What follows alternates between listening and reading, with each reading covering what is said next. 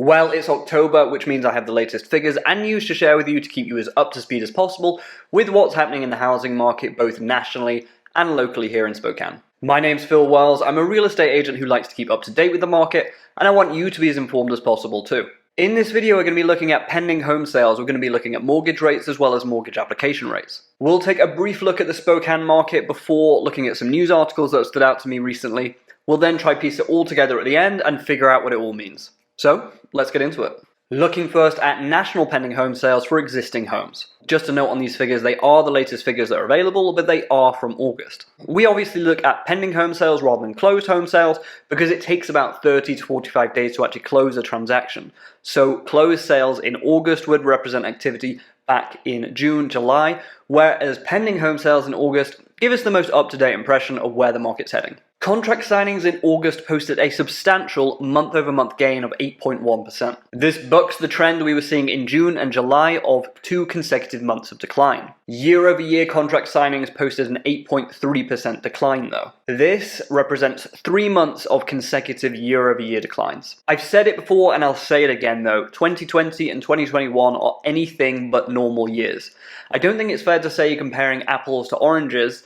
However, I think maybe a heavily diseased apple to another diseased apple is a fair comparison in this case. But I'll leave it to you to decide what emphasis to place on these year-over-year figures. Where I am in the West region, sales increased 7.2% in August, but posted a year-over-year decline of 9.2%. We continue to see a seesaw of activity in this year when it comes to pending home sales. It feels strongly like a market that is trying to find some stable footing. It doesn't really feel like a market that's trying to move or pivot too far in one direction. According to the National Association of Realtors chief economist, rising inventory and moderating price conditions are bringing buyers back to the market. Affordability, however, remains challenging as home price gains are roughly 3 times wage growth. Such an imbalance in the market is unsustainable over the long term. What this economist is saying is pretty much my experience here in Spokane as well. We're seeing more homes pop up on the market, and we are beginning to see moderating price conditions. I have a few deals that are closing this month, and only one of them is above list price. Now, of course, this is only my experience, and it's not indicative of the market as a whole. But it does certainly feel as though the rapid price growth is beginning to wane. The hope, of course, is that this doesn't flip into price declines, and we'll touch on this later in the video when we look at news articles. Right now, though, I'm not seeing any signs that this is going to happen. Demand for homes is still far outstripping supply, which bodes well for homes holding their value or continuing to gain, but at a slightly more modest level. Having said that though, I am still seeing those really special and desirable homes go for a premium and go quickly. This month, a client of mine was beat out on a beautiful home. We placed a bid 10% over asking with no substantial contingencies and a heavy down payment, but we're still not successful. The market is still very competitive out there where the most desirable homes are concerned. Let's move on quickly to look at mortgage rates. Obviously, most people buying a home are using a mortgage, so to keep an eye on mortgage rates gives us a good idea of where demand is heading. Sticking with August for a second, rates at the start of August were 2.8%, and by the end of August they'd risen to 2.91%. So a whole month of seriously competitive sub 3% rates there in August, which might go some way to explaining the 8.1% jump in month-over-month sales we saw in August there. I am able to give you up-to-date figures, and as of October 9th, when I'm recording this, rates have risen past the 3% barrier to 3.17%. This is still a seriously low rate. Remember, it wasn't too long ago, back in mid-2019, where rates were around 4%, and it's not like the market was sluggish then. Homes were still very competitive to get, and bidding wars were common on those most desirable properties. So this is a really strong positive sign for buyer demand. Anything around a 3% rate for a 30-year fixed mortgage is pretty incredible. I said it last month though, and I'm going to say it again this month. Inflation is beginning to bite. How long these low rates can exist for is anybody's guess.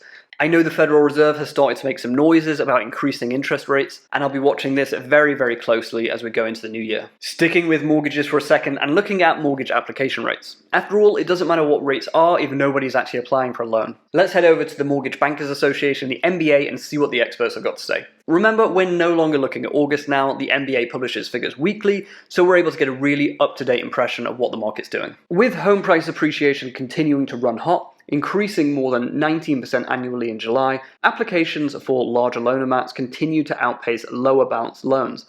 The average loan size for a purchase application reached $410,000, its highest level since May 2021. The reason that I look at mortgage application rates is to give us a really good idea of what the demand side of the equation is doing. In my mind, having slightly higher rates recently, but still people willing to take out more money in a loan, points to continued strong and robust buyer demand. Looking now at the local market here in Spokane, the biggest thing to take away from this report is that inventory is up massively, 29.1% when compared to last year. This is excellent news for buyers and sellers alike.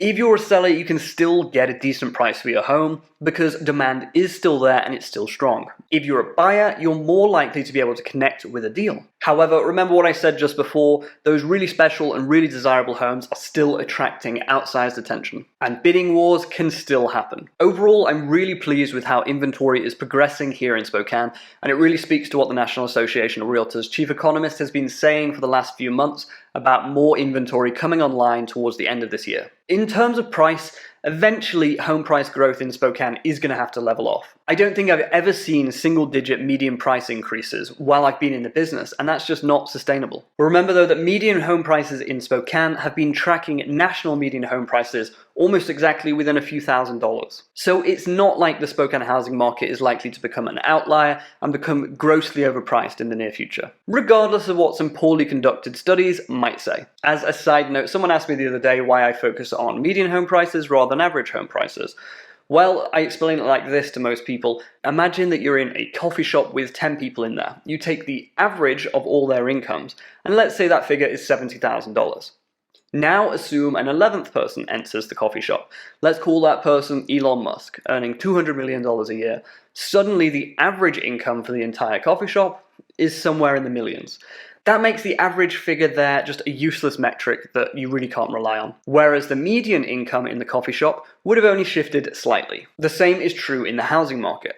If you sell multiple seven-figure properties in 1 month, where the median sales price is $380,000, then you're going to see the average price for that month skyrocket, whereas the median home price will only shift slightly. In short, it takes more market forces to move the median price than it does the average price, which makes it more reflective of the market overall. Now, let's try to get some more insight into the market by looking at a couple of news articles that have stood out to me recently. Now, before I get started, I wanted to highlight a shift in focus that I've been seeing in media outlets recently. Back in July and into August, we were talking about market crashes. When's it going to happen? How bad's it going to be? And a lot of people actually seem to be willing it on. However, I am seeing more talk in recent weeks about normalization and stabilization rather than crashes, which is good and refreshing to see. I want to start by talking about an issue that no one wants to talk about because it sucks: foreclosures. This article makes reference to forbearance ending too, so it's a good article to explore, and I'll leave a link to it in the description so you can check it out for yourself. There are still 1.6 million borrowers in forbearance, 3.1% of all mortgages.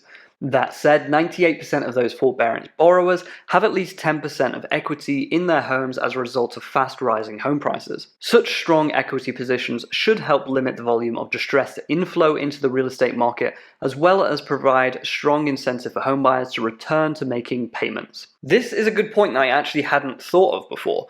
There's no real incentive to make a mortgage payment if you're underwater on a property, but if you stand to lose a decent amount of equity in a property, yeah, there's substantial incentive there for you to continue paying. We'll continue to see foreclosure activity increase over the next 3 months as loans that were in default prior to the moratorium re-enter the foreclosure pipeline, and states begin to catch up on months of foreclosure filings that simply haven't been processed during the pandemic. So don't necessarily be alarmed when you see a spike in foreclosures starting to happen. It's just a backlog being cleared out. It's not necessarily the market beginning to crash. Now I wanted to go through one good article that really captures the overall market well.